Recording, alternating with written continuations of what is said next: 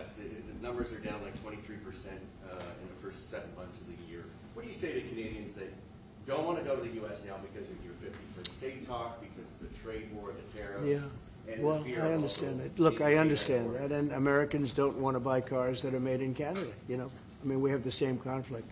So there isn't. It's something that will get worked out. There's still great love between the two countries, but you know, American people want product here. They want to make it here. Detroit was emptied out and moved to Canada, moved to Mexico, moved to other places, not just Canada. And now they're all moving back, you know, they're moving back. We have, right now, I was just telling Mark, we have 17 trillion, but it's really much higher. That was as of a couple of months ago. Yeah. We have over $17 trillion being invested now in the United States. As an example, Biden, he was the worst president we've ever had, but they had less than $1 trillion in 4 years. We have more than 17 trillion in 8 months. 8 months. And I think that number is going to be $21, $22 trillion. There's never been anything like that in the history of the world for any country, not even close. You know, if you did 1 trillion in a year, that's pretty good. We're going to do over 20. And it's coming in with AI. It's coming in with auto plants. You know, we're building auto plants, a lot of auto plants in the U.S. It's coming in for a lot of reasons. It's coming in because of the fact, I think the November 5th election was a big factor, and I think the tariffs are a big factor. And again, we want Canada to do great, but you know, there's a point at which we also want the same business. We're competing for the same business. That's the problem. That's why I keep mentioning one way to solve that problem is a very easy way. But we're competing for the same business. He wants to make cars, we want to make cars, and we're in competition. And the advantage we have is we have this massive market. So it's a, you know, it's quite an advantage. Mr.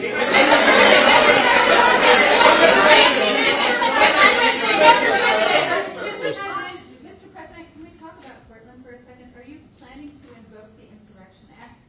And that would be, you know, a very long-standing law that's been on the books. Yeah, well, it's been invoked before, as you know. If you look at Chicago, Chicago's a great city where there's a lot of crime. And if the governor can't do the job, we'll do the job. It's all very simple. They probably had 50 murders in Chicago over the last 5, 6, 7 months. Many people were shot. And then the governor gets up and he says, well, we can handle it. They can't handle it. They don't know what they're doing. The mayor is grossly incompetent. He's at a 4% approval rating in Chicago. He's at a 4%, lowest approval rating, lower than even de Blasio had, which is hard to believe in New York. I thought de Blasio would always maintain that record, but the Chicago guy is even lower. So I think that we want safe cities. If you look at D.C., you would right now, Mark, you could go out, take your family out to dinner, you could walk right down the middle of the street. There is no crime in D.C. When I got here, this place was a raging hellhole where people would come from Canada, people would come from other places and end up getting shot. Nobody's being shot. The National Guard's been unbelievable. I mean, they are strong, tough guys. You know, we won something at the Supreme Court, which is a big deal, merit. Everything now in this country is merit-based. I didn't think I'd ever see it again. And we have our soldiers are merit-based, too, and they're central casting. And they walk through that town, and I'll tell you what, this place is safe. It's beautiful. Now we're in Memphis, and the same thing's happening. You're getting the reports. The bad guys are saying, we don't want anything to do with this. And we're removing many people. In D.C., we took out 1,700 career criminals and sent them back to the countries from which they came, mostly led out by Biden and his people that had an open border policy. And, you know, Canada, you suffered because of that, too, because they'd come here and they'd go into Canada also. So we're like a buffer for that in terms of Canada suffered greatly by Biden and the open border, the policy of open border, totally unchecked, totally unvetted. And these people were, you know, if you got 5%, 2%, now you were getting a lot of bad people. And we now have a closed border. Yep. You've done well. Yep. We have a closed border, and it's a really closed border. In fact, for 4 months. I don't even know if this is possible, but the figures were released. 0 people were able to come into the United States from the southern border. 0. And as you know, we've taken a very hard stand on drugs. This is also benefiting you. A lot of we call them the water drugs, the drugs that come in through water. They're not coming. There are no boats anymore. Frankly, there are no fishing boats. There's no boats out there, period, if you want to know the truth. We're saying, does anybody go fishing anymore? The fact is we knocked out, probably saved at least 100,000 lives, American lives, Canadian lives, by taking out all those boats coming in. So it's, and now they don't come in that way anymore. Now they'll come in other ways, and we're not going to allow that either. So we've done a great job on that. But on crime, Chicago's a great city, but you can't be a great city if you have murders and if you have a lot of problems, and they do. And they have an incompetent policy, just like they had open border policy. Anybody could come in. They came in from prisons. They came in from mental institutions, drug dealers. They came in from all over the place, and we don't have that anymore. This country is becoming we're a very strong country. Look, financially speaking, I would say that because of the tariffs, because of the election, because of the policy, because of the great, big, beautiful deal, it's what I added the word great because it really is. It's the biggest bill ever passed in the history of our country. We don't need another bill. It's the biggest tax cuts, I mean, when you think no tax on tips, no tax on Social Security, no tax on overtime for the people. But far beyond that, what it does is incentivizes auto plants and AI and all of the things that nobody's ever passed a bill like it. We don't need another bill. We don't need any more bills. I said, let's get it all at once. I was greatly helped by our Speaker, Mike Johnson, and by the Senate. I'll tell you what, John Thune's both of those guys have been incredible. And we got a bill passed that I said, let's see if we can get it all done. Because these Democrats are like insurrectionists, okay? They're so bad for our country. Their policy is so bad for our country. I said, let's see if we can get it all done. And everybody said it's not doable. Because it's the biggest bill ever passed in the history of our country. And we got it all done. We don't need anything else. We got everything we want. And now, because of that, that's a big reason why the companies are coming in. You know, 1 year depreciation, 1 year write-off, 1 year expensing. Nobody's ever seen anything like it. So they're coming in from all over the world. But to have a great country, you can't have crime. And we don't have crime, but we have cities where there's tremendous crime. And Chicago's one of them. And if the governor can't straighten it out, we'll straighten it out. Thank you. A question for the president. Mr. Prime Minister, I'd like to know how come the UK and the European Union have succeeded to sign deals and bring the tariffs down, and Canada still hasn't been able to do the same? Yeah, because they're not located right next to each other. It makes it, in many cases, it's much better and easier. But yeah, and if I may, let's be clear about the relationship as it stands right now. We are the second largest trading partner of the United States. We do a lot of trade going across the border where we're cooperating, first thing. Secondly, we are the largest foreign investor in the United States. $500 billion in the last 5 years alone, probably $8 trillion in the next 5 years if we get the agreement that we expect to get. Thirdly, there are areas, as the President just said, where conflict, maybe not so much conflict, we compete. There are areas where we compete, and it's in those areas where we have to come to an agreement that works. But there are more areas where we are stronger together, and that's what we're focused on. And we're going to get the right deal. Right deal for America, right deal, obviously, from my perspective, for Canada.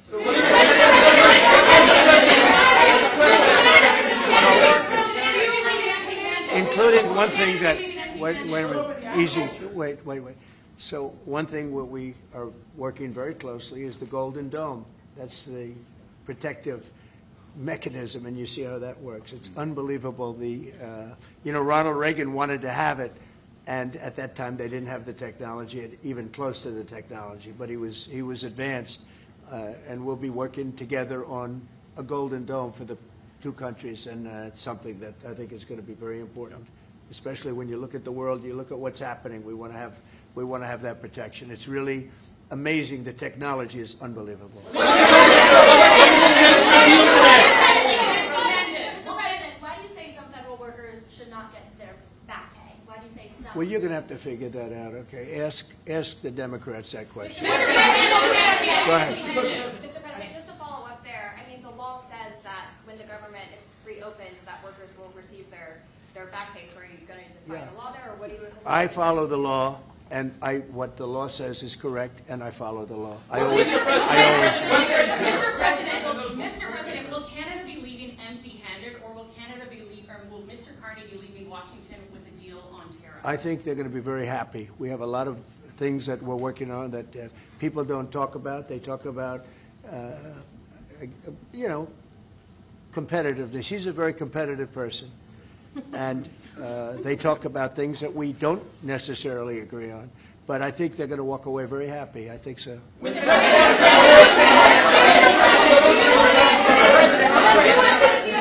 On all your trade deals that you've signed, there's been a minimum tariff that countries have got. When USMCA gets renegotiated, do you want a minimum tariff on goods between Canada and the U.S.? Well, we're going to have tariffs between Canada, and, they have them with us. I will say with our farmers, as you know, they went up to as much as 400%, 250, 300, and even one at 401. We found one having to do with a very small product, but it was high. So we've we've always had tariffs between the two of us, and actually Canada was charging us very high tariffs on our agricultural things, a lot of our agricultural product, and that's one of the things that we talk about for bringing that down. So this is a mutual thing, but. We've been charged tariffs. Look, we're the king of being screwed by tariffs, just so you understand. And I'm not talking about with Canada. I'm talking about with countries all over the world. When you look at Europe, when you look at China, when you look at all of the almost every country charged the U.S., we didn't charge them because we were led by stupid people in many cases. Stupid people. They took advantage of our country. They're not taking advantage of us anymore. If you looked at European Union, they're all my friends. I don't blame them. I blame our presidents. I blame our past presidents and, business leaders. But we are the king of countries that have been taken advantage of for many, many years. We've been paying trillions and trillions of dollars and receiving nothing at all. As an example, prior to the deal with Europe, where they pay a lot of money, but they're happy and I'm happy. The deal was good. It's a fair deal, but it wasn't fair. You couldn't put a car into Europe. You couldn't sell your agriculture into Europe. You couldn't do anything. And now we have it so that it's open. We charge them tariffs. We didn't charge them tariffs a car. They charge us tremendous. I said to Angela Merkel once, I said, how many cars have gone to Germany from the United States? And she said, well, I don't believe any. And I said, you're right. You're right. Well, that doesn't happen anymore. And they're paying a fair amount. It's just a fair amount. It's not, I could ask for much more. It's a fair amount. But the United States now is using the same thing that they've used on us. And I just can't believe it's taken presidents so long to do this. And again, we're going to treat people fairly. We're going to especially treat Canada fairly. But I can't believe it's taken so long where we get charged and don't charge them. Japan was a good example. We made a deal with Japan. You saw that, Mark? A deal with Japan. It's a much different deal than we've had in the past. But they would send us millions of cars, no charge. We weren't allowed to send them cars. We sent them no cars. I doubt you had one car go into Japan because we were restricted. They didn't want our cars. Same thing with Europe. Same thing with other places. So now all we do now is fairness. But fairness leads us to the most successful country there's ever been. You know, we have some advantages over other countries, and we do have a great market. We have an amazing market. But you know what? If I let this go, if we didn't win this election, if we had these people that were running, that were ruining our country, destroying our country with their open borders and men playing in women's sports and transgender from everybody and windmills all over the place, if we allowed that to go on for another couple of years, we would be, I'm not sure that we'd even have a country.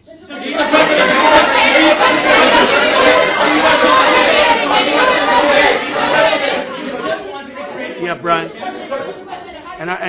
By the way, I'm not sure we would have even had a country. And now we have the most successful country in the world. Brian? Yes, sir. What is your message to Democrats ahead of a next vote to open up the government? The American people are saying, open the damn government. What's your message to them right now? Well, they're the ones that started it. They're the ones that have it. And it's almost like a kamikaze attack by them. You want to know the truth? This is like a kamikaze attack. They almost, you know, they have nothing to lose. They've lost the elections. They've lost the presidential election in a landslide. I saw the other day where Kamala said, this was a very close election. This was one of the biggest sweeps that anybody's ever had. Won the popular vote by millions, won the Electoral College by a massive amount. They said, if I got 270, that would be great. But I got, I think, 312 or 315, and they got 220. So, you know, we won that. But we won counties. The big thing is counties. So out of all of the counties, thousands and thousands, we got 2,500. They got 525. It was a landslide. And we listened, oh, yes, it was close. It was one of the greatest victories ever. And it was a mandate to do what we're doing. And I hope, and Mark wants this as much as I do, we are very close to making a deal on the Middle East that will bring peace to the Middle East. After all of these years of millions and millions, tens of millions of people being killed, there's a chance to bring peace to the Middle East. In addition to that, I made 7 other deals, and they're, you know, great. And we're, you know, things are happening with respect to Russia, Ukraine. That's one that last week, Mark, 7,812 people were killed. Soldiers, mostly soldiers. Yep. But 7,000, more than 7,000, almost 8,000 soldiers were killed. It's a crazy thing. I thought that would have been one of the easy ones. I get along very well with Putin, and I thought that would have been, I'm very disappointed in him because I thought this would have been an easy one to settle, but it's turned out to be maybe tougher than the Middle East. We'll see what happens with the Middle East. The Middle East. I think.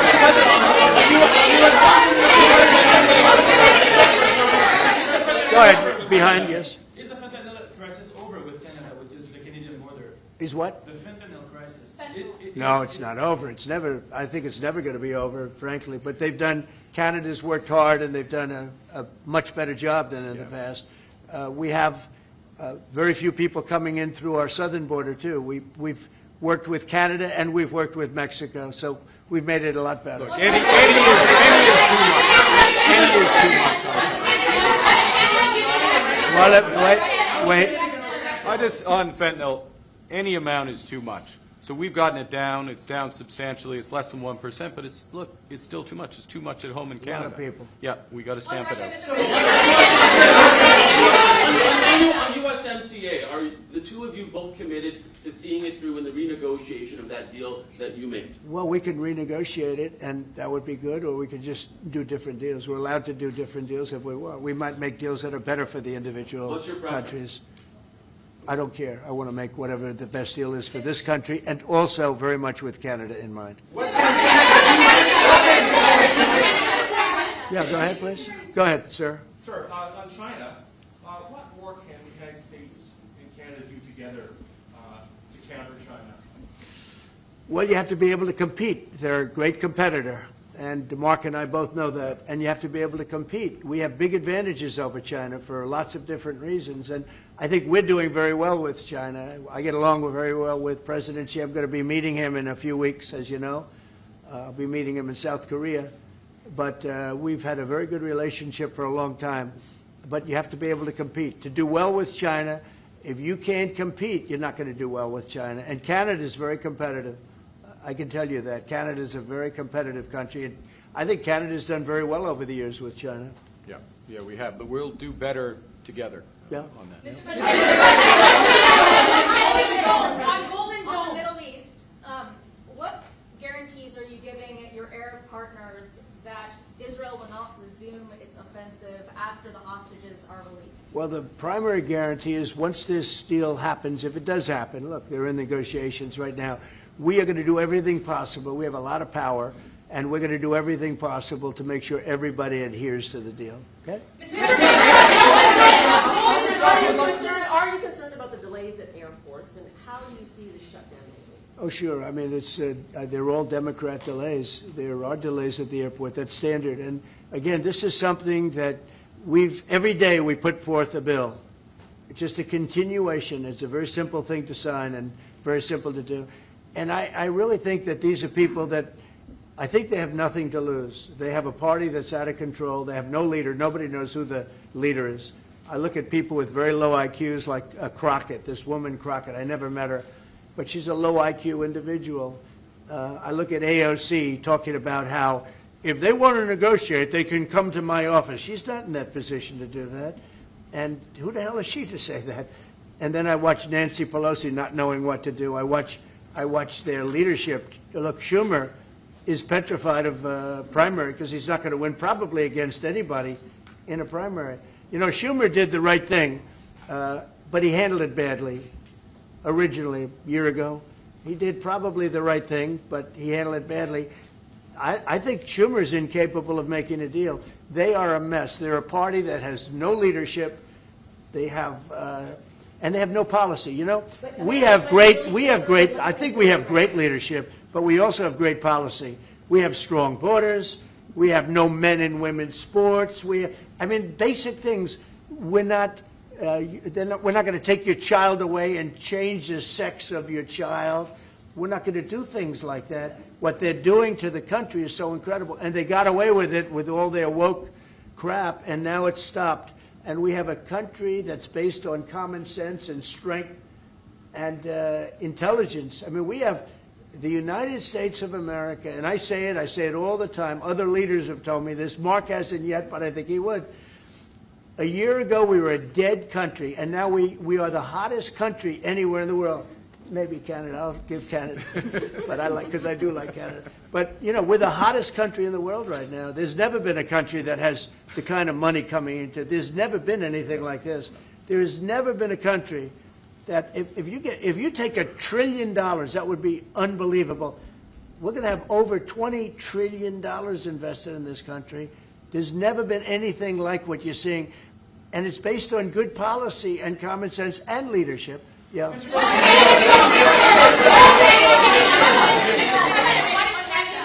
President, what is Canada giving you in return? If you say Mr. Carney is going to be leaving Washington happy, what's Canada giving you in return? Well, you'll find out, but I think the people of Canada, they will love us again. Most of them still do.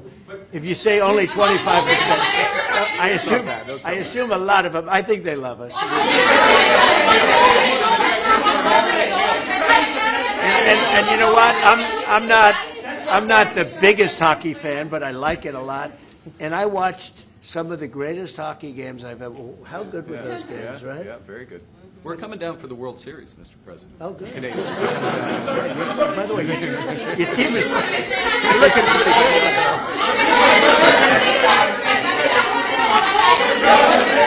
Yeah, go. Mr. President, will you sign a trade deal with Canada that doesn't include supply managed goods like dairy, for example? If the federal government. Well, a deal would include dairy. I mean, it's going to include everything. We'll do a comprehensive.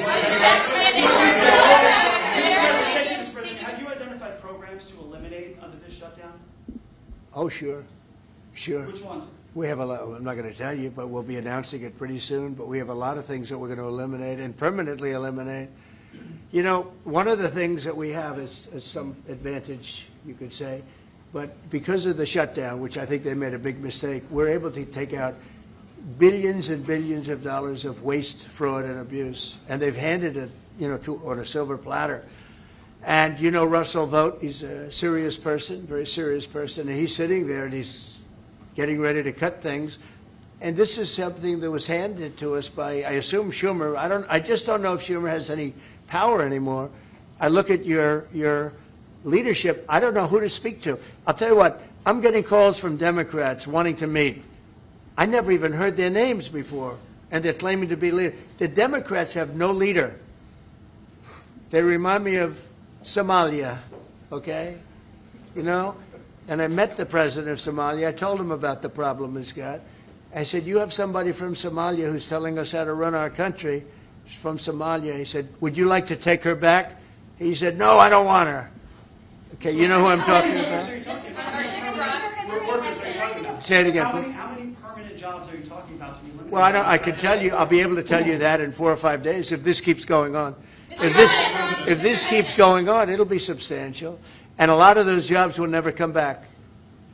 But you're going to have a lot closer to a balanced budget, actually. Is there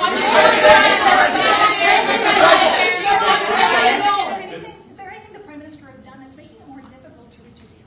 Say it? Is there anything that the Prime Minister has done that's making it more difficult or easier to reach a deal? No, I think he's a great prime minister. I mean, he could represent me anytime. I will tell you, I'm not saying that because he is a very strong, very good leader. He's a nice man, but he can be nasty. He can be very nasty, maybe as nasty as anybody. How? I think Canada, let me put it this way, I can tell you this because I deal with lots of leaders all over the world.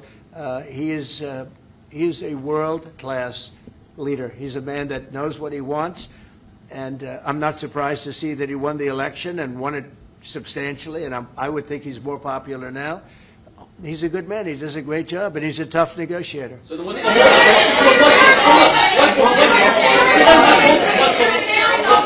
then what's holding things up? If he's a great man and you want to do a deal with Canada, why aren't you? Because I want to be a great man, too. Thank you very much. Thank you, everybody. That could have been. I think you got that one. That could have been. Thank you very much. Thank you.